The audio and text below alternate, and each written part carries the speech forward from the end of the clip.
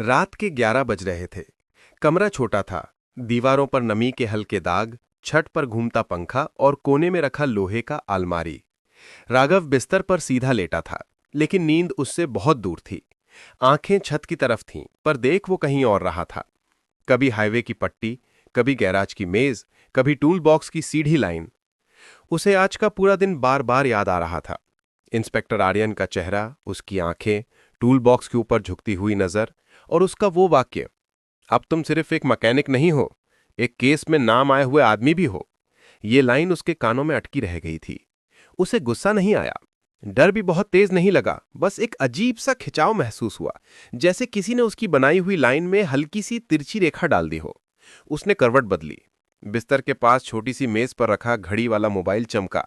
उसने वक्त देखा, 11:07। बाहर से कभी कभार किसी दूर जाती गाड़ी की आवाज आ जाती। फिर कमरे में फिर वही शांति। उसने एक गहरी सांस ली और आंखें बंद कर लीं, जैसे अपने अंदर ही कोई गैराज खोल रहा हो जहां यादें औजारों की तरह पड़ी हैं। उसके दिमाग में सबसे पहले इंजन आता था। सालों से मैं हर इंजन को एक ही तरह से देखता था। 25-30 पार्ट्स की दुनिया जो मिलकर चलती है। पेट्रोल, हवा, स्पार्क, पिस्टन, वाल्व, बेल्ट। इनमें से किसी एक में भी गड़बड़ हो जाए तो पूरी गाड़ी रुक जाती है। वह सोचता था, मनुष्य भी कुछ ऐसा ही है, अलग अलग हिस्सों का जोड़। फर्क सिर्फ इतना कि लोग खुद को बहुत बड़ा समझ लेते हैं। उसे हमेशा से लगता था कि लोग जितना दिखते हैं उससे ज्यादा जटिल नहीं होते। कोई सीधा है तो बस उसकी कुछ स्क्रू कस के रखी हैं, जिम्मेदारी, डर, आदत। कोई बिगड़ा हुआ है तो शायद उसकी कोई लाइन ही बचपन में कट गई थी।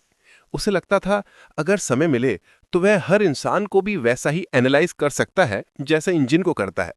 कौन सा हिस्सा कब फेल होगा, कौन सा दबाव कितना सह पाएगा, कौन सा बहाना बना लेगा। कविता की बात उसे याद थी। लड़की जीप से कूदकर भाग गई थी। ये पहली बार हुआ था कि कोई उसकी पकड़ से निकला था। वह घटना उसे बाहर से ज्यादा अंदर से परेशान कर रही थी। उसे किसी की जान बचने का मलाल नहीं था। असली तकलीफ इस बात की थी कि उसकी लाइन टूट गई थी, प्लान पूरा नहीं हुआ, औजार आखिरी तक नहीं चले। उसे लगा था कि उसने सब कंट्रोल में रखा है, पर एक छोटी सी अनप्रिडिक्टेबिलिटी उसकी मशीन में घुस गई थी, जैसा कोई पुराना बोल्ट अचानक हाथ से फिसल जाए। बचपन की याद उसके भीतर फिर खुलने लगी। पिता का चेहरा, उनकी शराब भरी आंखें, उनकी आवाज, हर चीज पर पकड़ होनी चाहिए, वरना तुझ पर कोई पकड़ बना लेगा। ये वाक्य तब भी उसे ज्यादा नहीं समझ आया था, लेकिन अब वो लाइनों की तरह बन चुका था जिसे वह अपने दिमाग में घिस घिस कर चमका चुका था। शायद इसलिए उसे लोगों पर कंट्रोल महसूस करना अच्छा लगता था। वो ऑर्डर जो उसे औजारों में चाहिए था, वही उसे हालात में भी चाहिए था। कुछ दिन से शहर में जो बातें घूम रही थी वे भी उसके कानों तक पहुंच गई थीं। टूल बॉक्स वाला कातिल, tool box killer, TK something. लोग सोशल मीडिया पर मजाक में लिखते, मेम बनाते, वॉइस नोट में डरावनी आवाजें भेजते। चाय की दुकान पर बैठा कोई बूढ़ा कहता, जमाना खराब हो गया है, पहले भूतों की कहानियां होती थीं, अब असली भूत घूमते हैं टूल बॉक्स लेकर। और वही बात दूसरी मेज पर बैठा कोई नौजवान हंसते हुए दोहराता, टूल बॉक्स किलर अच्छा नाम है। जब ये सब सुनता तो उसके अंदर दो उल्टी भावनाएं उठती। एक तरफ हल्की सी संतुष्टि, दुनिया को पता है कि कोई पैटर्न है, ये सब यूं ही नहीं है। दूसरी तरफ एक हल्का सा धुंधलाहट, नाम उससे ज्यादा उस अफवाह के हिस्से ने ले लिया है जो लोग बना रहे हैं, जबकि असली काम वह कर रहा है। उसे ये बात वैसी ही लगती जैसे किसी और मैकेनिक से गलती हो और गाली सारे गराज वालों को मिले। उसने बिस्तर पर लेटे लेटे हाथ हवा में उठाया और उंगलियों को देखा। ये वही हाथ थे जो दिन में बच्चों की साइकिल तक ठीक कर देते, बुजुर्ग की गाड़ी में सीट एडजस्ट कर देते, और रात को वही हाथ किसी स्टीयरिंग पर, किसी रस्सी पर, किसी गर्दन के आसपास की हवा को कसते। खुद को वह कभी शैतान नहीं मानता था। उसके लिए ये सब मैकेनिकल था, जैसे किसी चलती गाड़ी को बंद कर देना, उस पर लिखा नंबर मिटा देना और फिर अगली गाड़ी में लग जाना। उसे लगा इंस्पेक्टर आर्यन भी किसी मशीन जैसा ही है। उसका दिमाग वाला इंजन अभी वॉप अप मोड में है। अभी वह पैटर्न कनेक्ट कर रहा है, डेटा इकट्ठा कर रहा है। उसकी फाइलें, बोर्ड पर बने गोल घेरे, TK01 वाला कोड, ये सब प्रॉब्लम की तरफ बढ़ते हुए एक मिस्त्री के टूल ही तो हैं। फर्क सिर्फ इतना कि आर्यन का टूल कागज और शक है, उसका टूल लोहे और धार है। अपने दिमाग में वह आर्यन को भी खोलकर देखता है, कहाँ उसके अंदर मजबूरी है, कहाँ जिद, कहाँ ईगो। उसे लगता था अगर कभी अकेले में वह इंस्पेक्टर के साथ बैठकर सचमुच बात करें तो वह उसे भी एक तरह से ठीक कर सकता है, उसकी सोच की ड्रिली स्क्रू कर सकता है, पर वहां तक बात पहुंचने से पहले ही शायद कहानी किसी और मोड़ ले लेगी। उसने पलटकर दीवार की तरफ देखा, जहां पर एक कील पर पुरानी काली पॉलिश वाली चाबी टंगी थी। पुराना कैरेज पिता का। आज वो ताला कहीं नहीं खुलता, पर चाबी को उसने संभाल कर रखा था। कभी कभी उसे उसे हाथ में लेकर घूमने में अजीब सी शांति मिलती थी। उसे लगता ये उसकी जड़ की निशानी है, वहीं से शुरू हुआ था सब। उसने उठकर चाबी उतारी, उंगलियों के बीच घुमाई, फिर वापस टांग दी। उसके लिए ये एक तरह की रिवाज जैसी चीज हो गई थी, जैसे खुद को याद दिलाना कि वह यादृच्छिक नहीं है, किसी कहानी का सीधा हिस्सा है। उसके दिमाग में एक लाइन थी, जो शुरू किया है उससे अधूरा नहीं छोड़ना। कभी कभी वह खुद को जस्टिफाई करने के लिए सोचता कि वह दुनिया से फालतू लोग हटा रहा है, जो किसी को याद नहीं आएंगे, जो आधी जिंदगी मोबाइल में झांकते हुए निकाल देंगे। लेकिन सच वह खुद भी जानता था, ये सब बहाने हैं।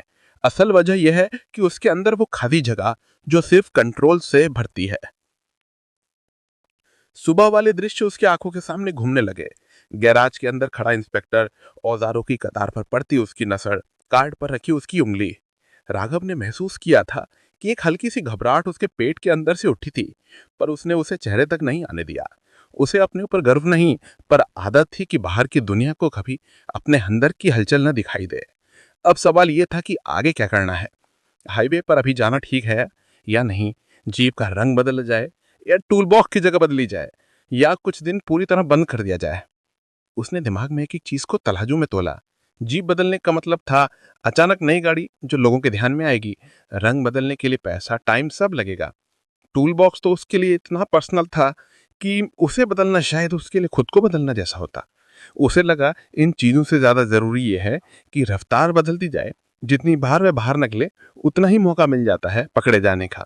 उसे अपनी मशीन की स्पीड कम करनी थी, उसे बंद नहीं करना था।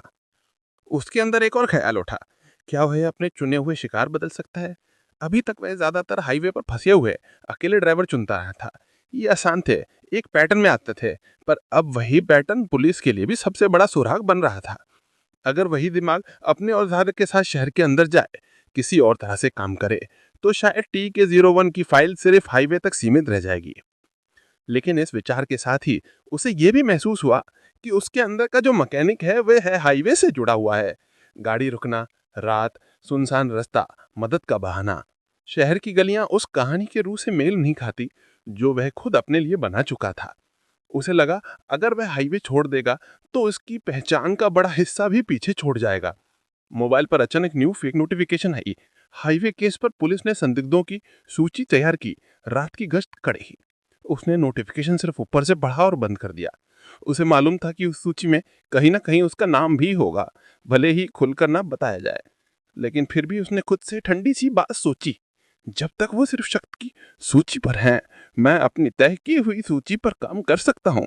फर्क सिर्फ इतना है कि अब हर कदम पहले से ज्यादा नाप कर रखना होगा। उसने आखिरी बार घड़ी देखी, 11:32। वह पीठ के बल लेट गया, आंखें बंद की और अपने दिमाग में एक अदृश्य मेज बिछा ली। उसके ऊपर औजार नहीं, हालात रखे। पुलिस, गवाह, highway, jeep, garage, tool box और बीच में खुद। हर चीज को उसने एक लाइन में रखने की कोशिश की, कोई ज्यादा आगे, कोई ज्यादा पीछे नहीं। उसे मालूम था कि अगर ये लाइन बिगड़ी तो सिर्फ टूल बॉक्स नहीं, पूरी जिंदगी उलट पुलट हो जाएगी।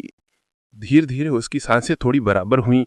नींद आई या नहीं उसे खुद नहीं पता, पर इतना जरूर था कि जब सुबह होगी वह फिर उसी मैकेनिक की तरह गैराज खोलेगा जो गाड़ियों को सही करता है, लोगों के घुटने पर पट्टी बांधता है, और जिसकी आंखों के पीछे कहीं एक ऐसा दिमाग घूमता है जो हर चीज को मशीन की तरह देखता है। उसके लिए ये सब अलग अलग किरदार नहीं थे, सब एक ही शख्स के हिस्से थे। एक मैकेनिक जो औजार भी चलाता है और कहानियां भी। अंतर बस इतना था कि दिन की कहानियों पर लोग ताली बजाते थे और रात की कहानियों के बारे में अखबार में छोटा सा कॉलम छपता था जिसमें लिखा रहता था, कार मिली, आदमी नहीं।